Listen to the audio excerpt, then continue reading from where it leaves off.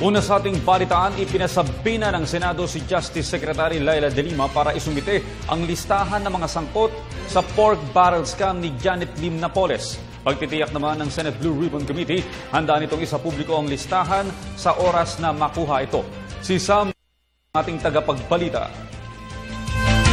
Matapos ang mahaba-habang pananahimik, nagdesisyon na si Senate Blue Ribbon Committee Chairperson Tofisto Gingono III na ipasabpi na ang Napoles list na hawak ni Justice Secretary Laila De Lima upang masuri ng kanilang komite, kasama na rin ang listahan ni Rehabilitation Czar Panfilo Lacson. Well, I think it's time already, in the spirit of transparency, I think it's time that the list should be brought out. Napapanahon na aniya upang malaman ng publiko ang katotohanan. Posible namang maipagpatuloy ng Blue Ribbon Committee ang kanilang pagdinig sa pork barrel scam. Una, kukunin ko muna yung dokumento, tapos kung anong meron siya, no? Listahan, affidavits, and then we will most likely we will have a hearing, of course, no? But that's the next step. Ngunit tila nakukulangan naman ang ilang senador sa aksyon ni Ginggona. Para kay Senate Majority Floor Leader Alan Peter Cayetano at Senator Cheese Escudero, hindi sapat na ang Napoles list na hawak ni De Lima at ang ipapasumite sa Senado.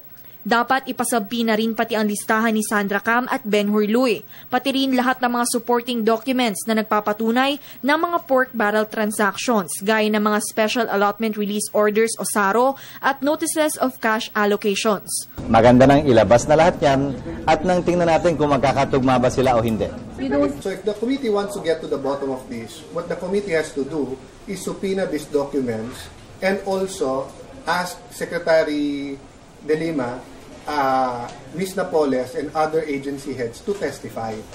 Kung sakaling mailantad nga ang nilalaman ng Napoles list, nangangamba si Lacson na gumuho ang Senado bilang institusyon dahil sa dami ng mga senador na isinasangkot sa pork barrel scam. Ngunit hindi naman ito sinang-ayunan ni Senate President Franklin Drilon. Para sa mambabatas, mas magiging matatag pa raw ang Senado kapag nailabas ang katotohanan. Dagdag pa ni Drilon, mga individual ang isinasangkot sa scam at hindi ang buong institusyon.